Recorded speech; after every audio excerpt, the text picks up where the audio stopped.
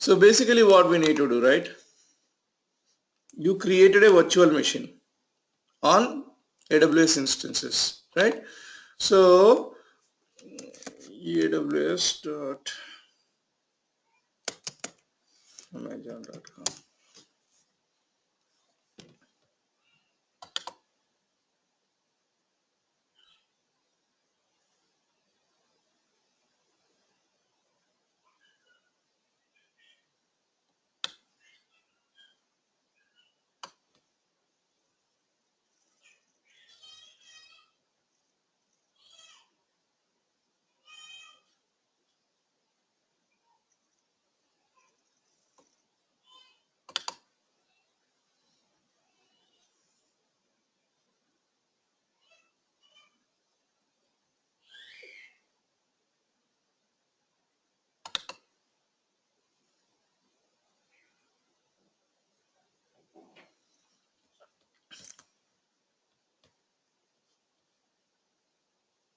Give me a second, I don't remember the password.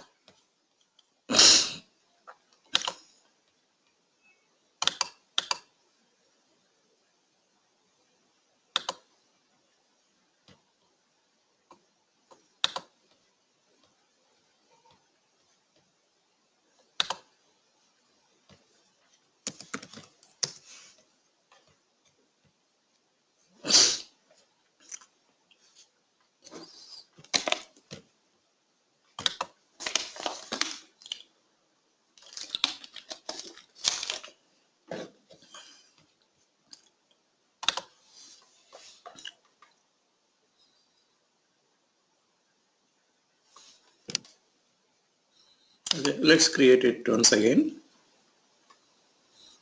and then we can continue the topic. So what I'm going to do on AWS, I'm creating a virtual machine. Simple way, easy to use. A virtual machine that we are creating on AWS.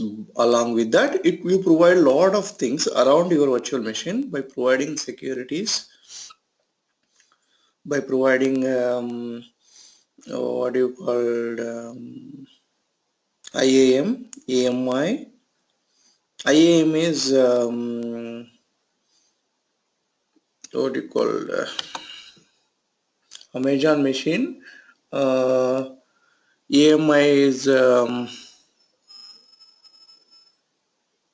no, IAM is Identity Access Management. AMI is Amazon Machine Image. So launch instance. So I'm going to take a Linux. I deleted last everything, so I'm creating everything freshly. New number of instances 1, same VPC. Nothing to, I need to select a role. No role is available. I'll create a role. Generally these roles will be already created, so but we can do it here as well, nothing wrong, right?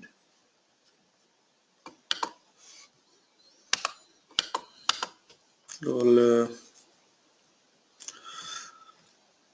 Java batch disrupted.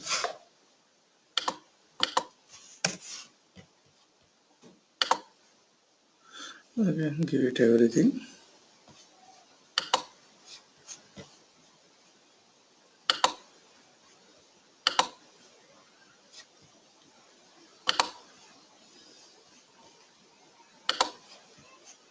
Sorry.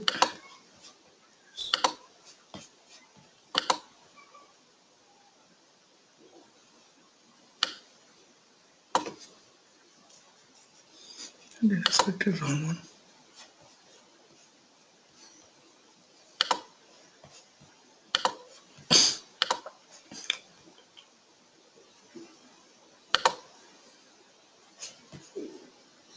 Okay, we selected. Role has been created, right? So come back here, refresh this guy. You can see a role here. Okay. So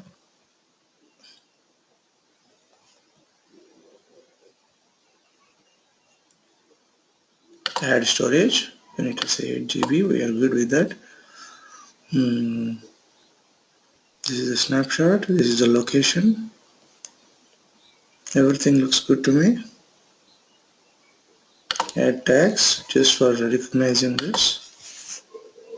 Java at 2017 instance owner.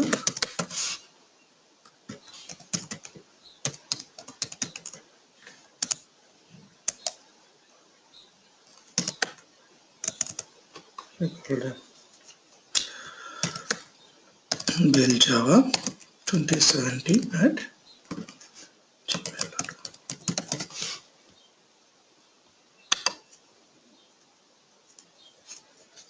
SSH, and here see there are lot of protocols are there. Okay, a lot of rules are there. So all rules we are worrying about is, remember this, SSH is to log in into tunneling into the system, EC2 system. I will write it into that blog. I'm not getting time actually, but I will mention every part of these things whatever we discussed in that Kaizen Koka. You will go back and look at it. Next one is TCP protocols. Okay. HTTP protocol. HTTPS protocol. HTTPS protocol is 443 port number. I mean, in the sense, when you try to access, see, when you try to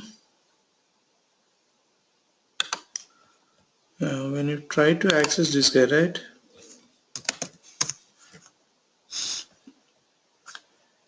Okay, this one is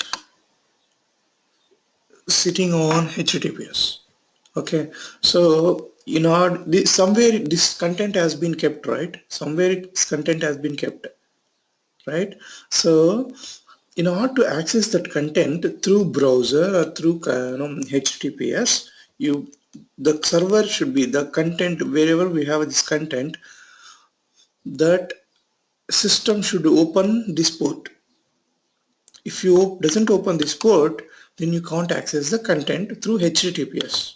Okay, if you doesn't open 80 port, you can't access the data from HTTP protocol. HTTP, using HTTP you can't access if you doesn't open your system's port 80. Okay, see, TCP protocol is something you can define whatever you want. You can customize it, you can do it. Okay, and another point is, so what are these ports, right? Let me show you that answer.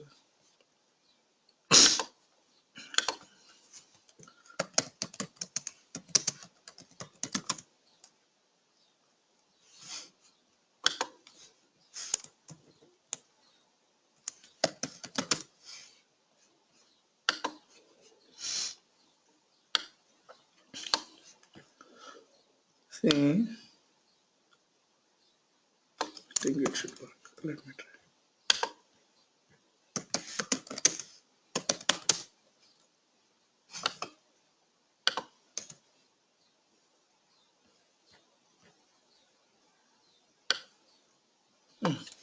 If you want to know, right, what exactly happening, if you type this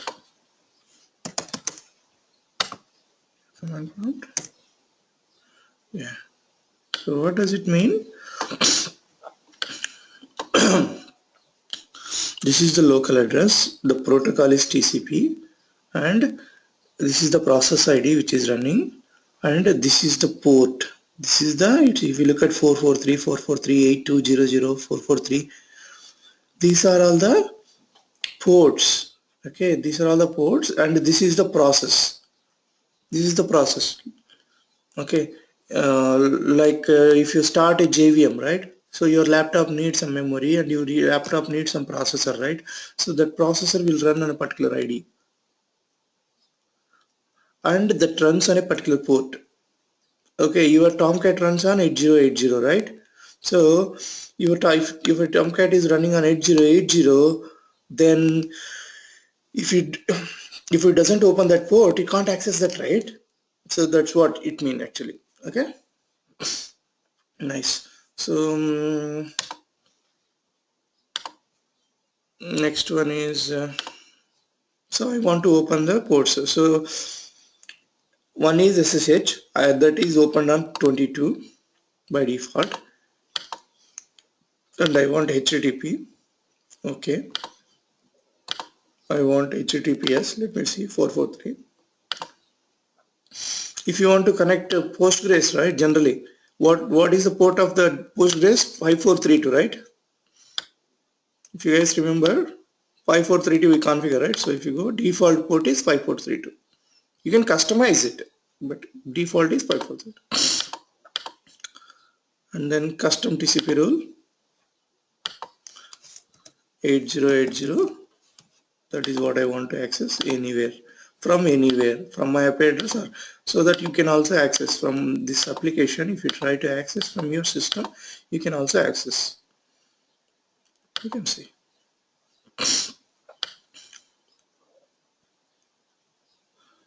Okay.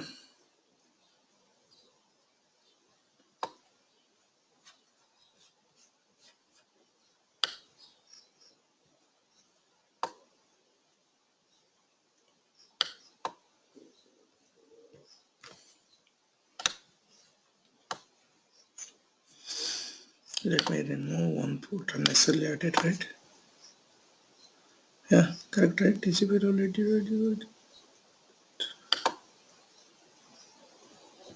Okay.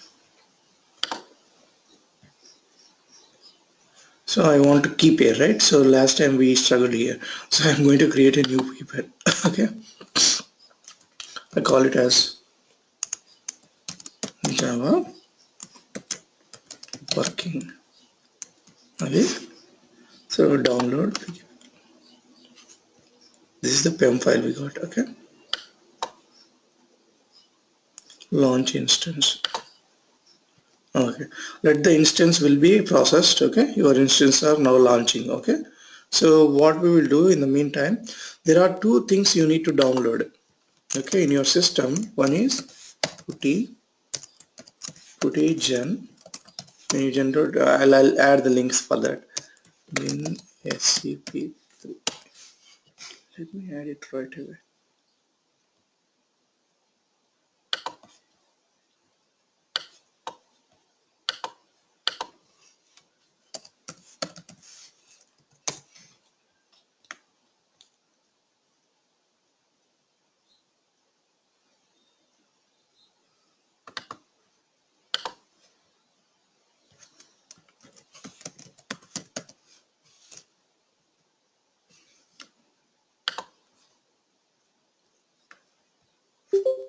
You can also find it. It's not a Raja, right?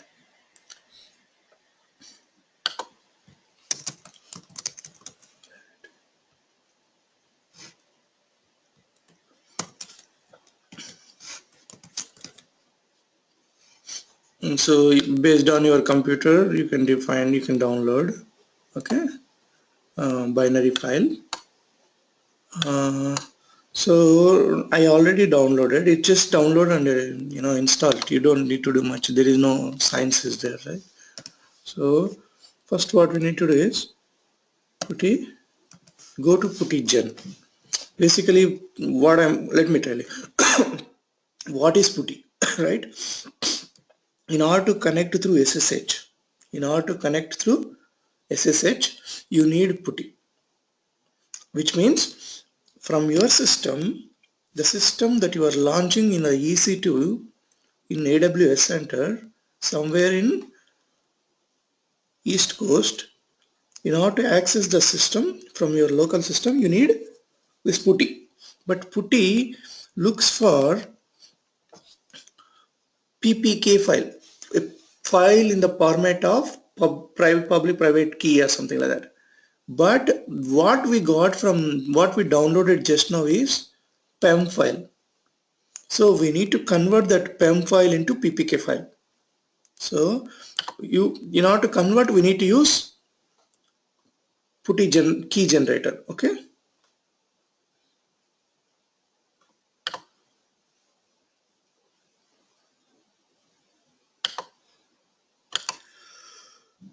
Java working PEM, right? Okay. Successfully imported. Okay.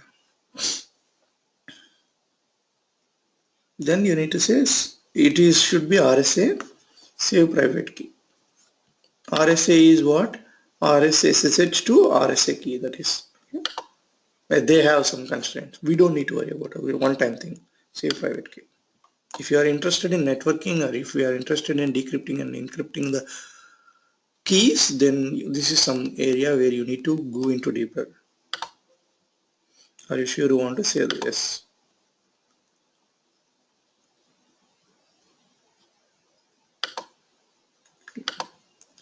Let's use the same name.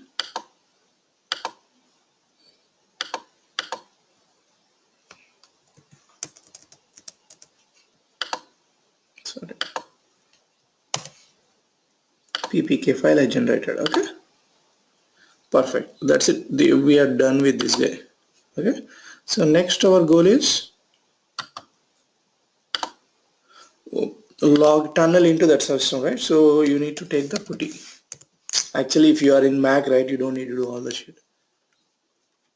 Okay, let's go back and see whether the instance has been created or not.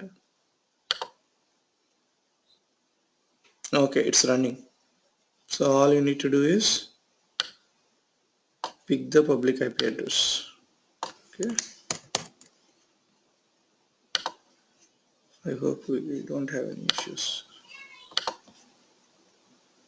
So SSH we need to do SSH 22 port.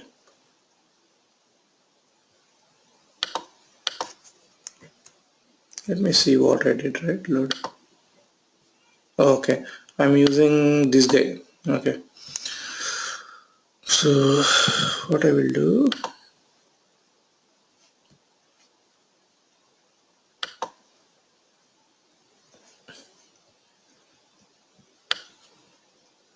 you can copy it from here. This is public DNS name. DNS name is way of representing your IP address in the the regular format. Logical name, providing the logical name. So this is the IP address. So I will just okay.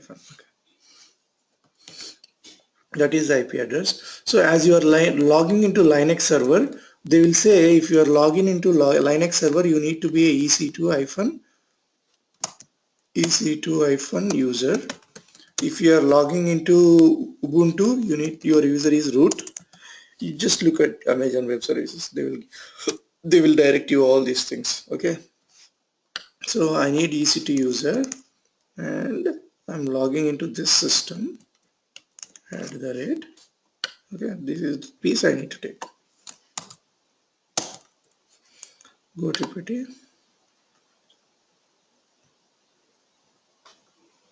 Oh, you don't even need to change the IP address. As you can take the DNS as is, I guess. Sorry. Yeah, it will mislead the DNS name. So what you need to do, just copy this guy as is, DNS name, and then append EC2-user as it is a Linux system at the rate. Okay. Copy that guy. Come back and paste it here. Save with the AWS instance. Okay. Okay. So if you try to log in, okay, you are yet to use that PPK file that you generated, right? You are not used. So in order to generate that, go to here, SSH auth browse Java working PPK, load it. Now open it. It will say yes. That's it. You logged in into their system. Which system? Your EC2 instance, it has been created in EC2 system that has been created in somewhere in our cloud. Okay, that is good.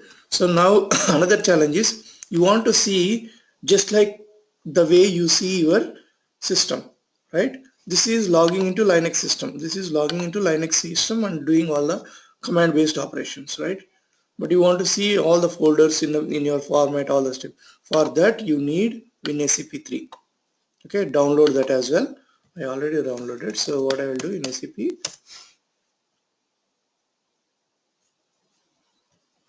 okay, so same thing you need to do here as well. You need to provide your host name, fully qualified DNS name. This is our DNS name.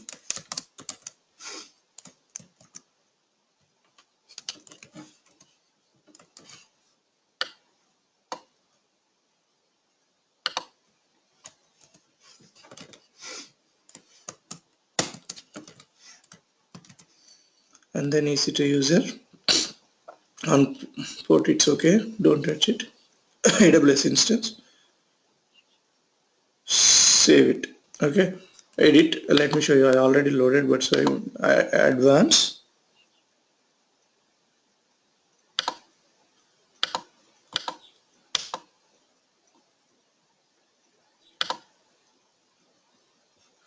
SSH key, go to authentication, select your Java working ppk file, load it here, okay, save with some name. I'm calling it as AWS instance, login.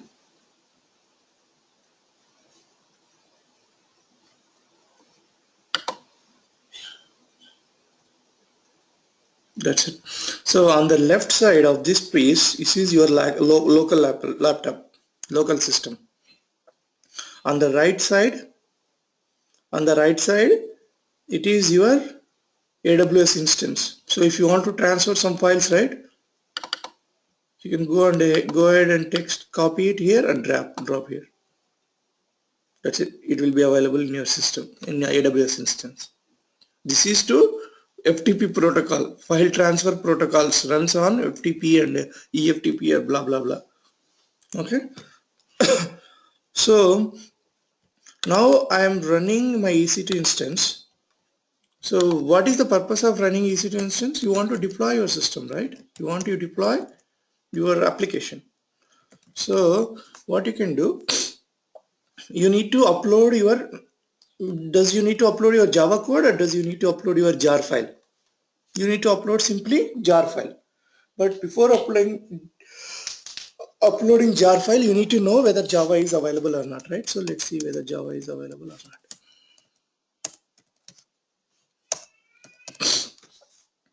Yeah, there we have an open JDK, open runtime, everything is there. That's nice. So what I will do from here, this is my application, running application. If you remember Spring Boot application, right? I built it manually, mvn clean install. It created for me a jar file. This is the jar file, right? So what I will do, I'll take this jar file, upload into EC2 instance. I will run this jar file in the server and then access the application, just like the way we accessed. Okay. So how do you upload? Using EC2. So I'm already in that location, workspace, Spring Boot, target, search file report. I'll go back one step. So this is the player Spring Boot application, right? So I want to upload it. I'm in the which location I'm in? Temp. If you go here, pwd cd dot pwd root cd/temp ls minus ltr, some folder that has been created for us. Okay, see the one uploaded just now, it's showing up. Okay, what I'll do, I'll just copy this guy and drop it here.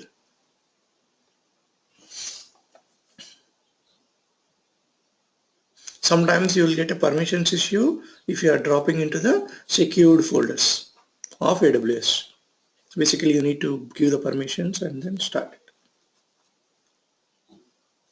Okay, see, the file has been transferred. Nice.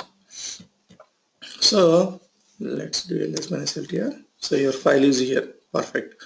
So how do you run, right? As you want to run on port 8080, so what you can do, java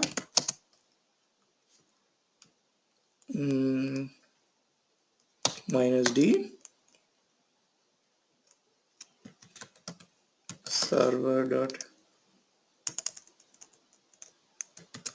server.port, which one -d,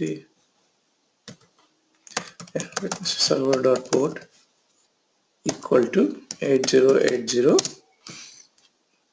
jar, run the jar file.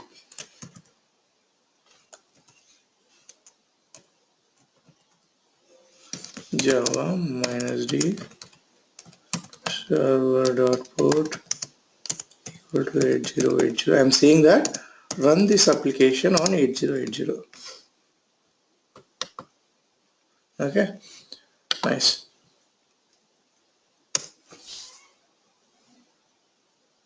See, your application started an Amazon web instance.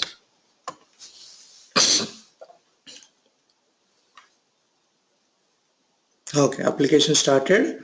Tomcat started on port 8080. Perfect. So now I can access this application from my Chrome browser, right? So all I need to do is, as I open port 8080, that is the reason you need to open the port. If you don't open, you will get the timeouts. You can't access it. What is my first goal is check the health of the health URL will be default. Check the whether your application is running properly or not, right? So what you need to do, go to your Postman, http, okay, on port 8080 slash HALTH. Yep, your application is running fine. Nice. So what is your goal? You want to see the players. Application is running fine, but you want to see whether this one is accessible or not.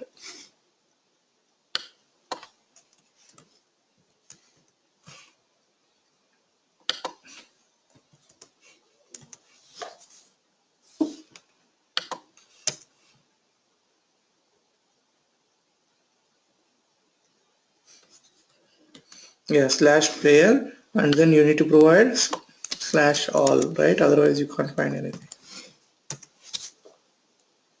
Oh, unit method not supported. Okay, what you need to do, accept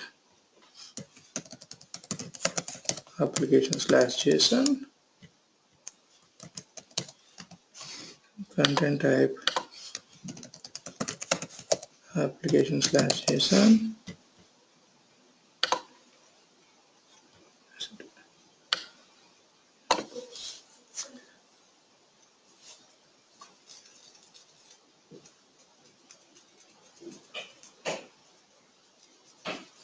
That's it. You got a response back. From where? Not from your local system, from AWS instance. You getting my point? So this is how you create an instance. You access data from that instance. Even if you deploy your any of our database connection programs and you create RDS instance in the AWS and configure that RDS instance details in your uh, earlier last time we tried to create a RDS instance, right? So whatever the instance that we created, if you configure that properties in your application and create a jar file or create a Tomcat, this is a Spring Boot application which doesn't require a Tomcat, but there are applications which require a Tomcat, right? For them you need to first install the Tomcat and then run the application, right? Give me 1 second. Sorry. Okay, this.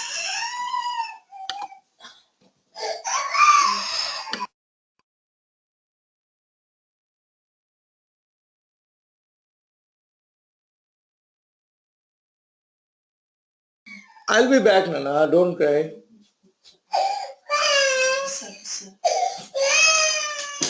Ah, sorry. Mm, so, if you configure, try out what is there, right? It's not a rocket science. So, what application we did with the database? Cricket players or something, right? Yeah, cricket team ratings. So, all you need to do is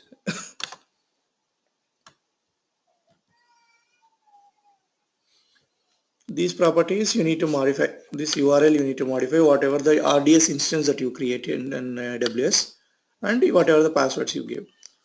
And then to install that Tomcat into that AWS instance, there will be easy, like there is easy, what you call it, even it is much better, much easier than installing Tomcat in your local system, you know. So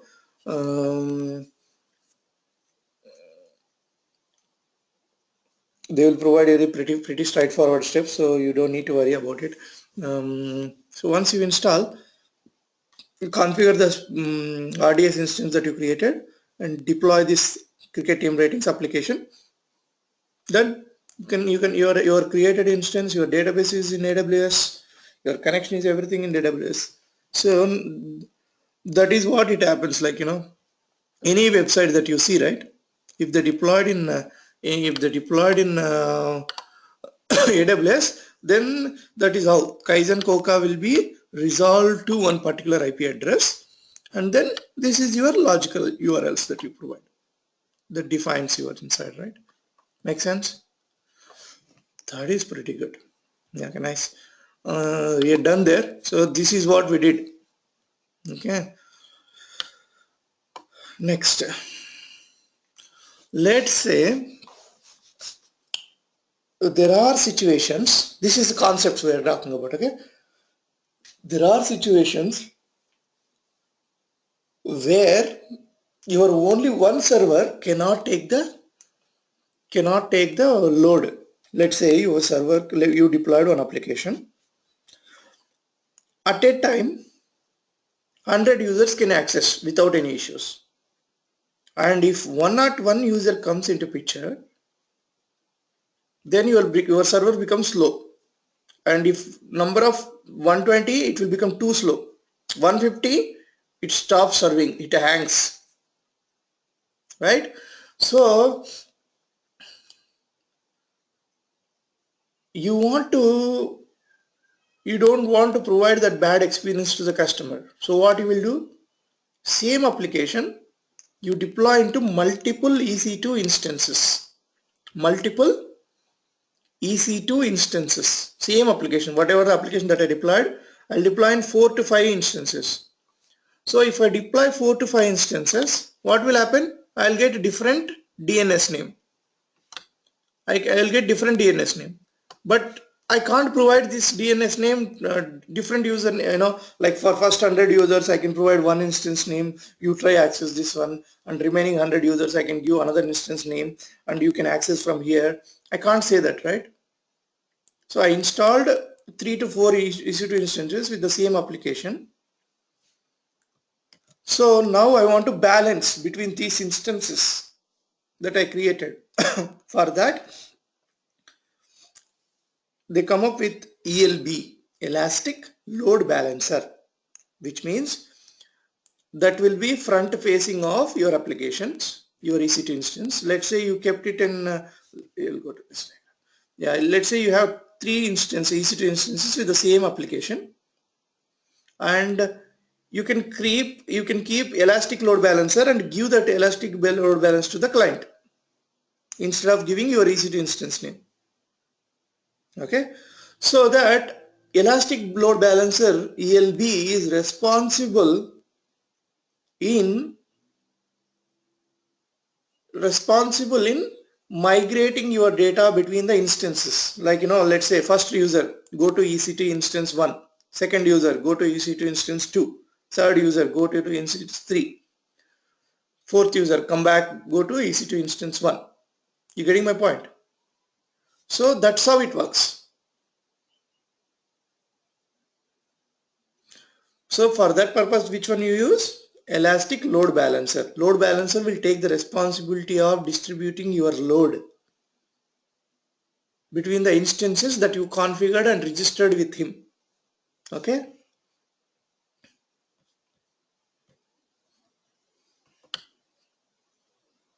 You can see load balancer here.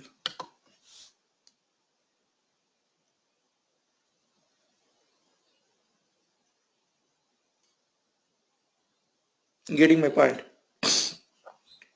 So this load balancer, you can create a load balancer same way. Just give it a try. What is there, right? It's a plain English is giving it.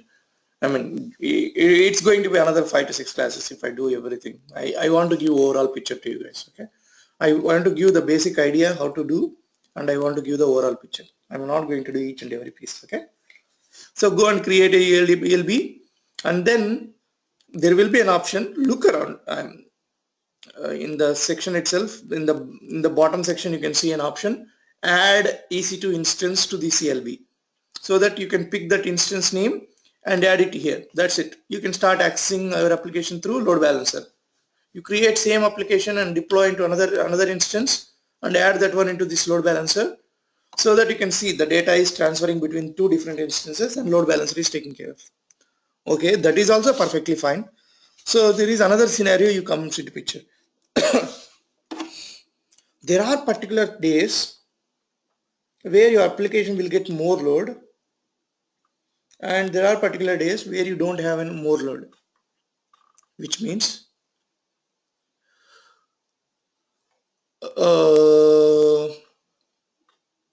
what you call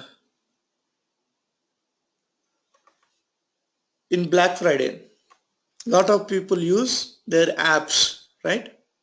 Because to see the deals, just like the banks also, they know a lot of people use their bank app because they want to see the transactions or they want to use the application kind of thing, right? So then those particular days, if the volume increases, your performance will go down, right? Let's say you assume, like, average in a particular day this many users are comes into my application, and keeping 3 instances will work for me. But that particular day you get a customers where you need 7 instances. 3 instances are not sufficient, and the next day you don't need it. So this is painful. Like every day you need to make sure, like, which days are we going to use our application, which days not using our application, all the blah blah blah, and then go and attach the instance and see, and then if it is too much then remove it, kind of thing, right? For that they come up with auto scaling group. Auto scaling group, what does it mean is, let's say your application is reached maximum CPU and memory. You can define conditions, whatever the conditions you want. Basically CPU, memory, let's say 4 CPUs are there, or CPU usage and memory usage. Okay, if the memory usage is greater than 60% and CPU usage is greater than 80%, then automatically create another instance. If by seeing these things, which means there is a load, huge load, a lot of people are accessing, so create another instance. So what will happen is automatically same kind of instance will be created here and then attached to this auto scaling group. And you can write another logic saying, if CPU is less than 20 and memory is less than 30 or less than 20 usage, then shut down one instance, take out this instance, because load is less, so 2 can handle it. That is called auto scaling group. They have that feature. When you create a load balancer, you can add it. You can add that logic here. Okay, nice. And then this is the one. So EC2 instances are there, auto scaling is there, elastic load balancer. Among all, there is a front thing is route 53. Route 53. Route 53 is nothing but a DNS name.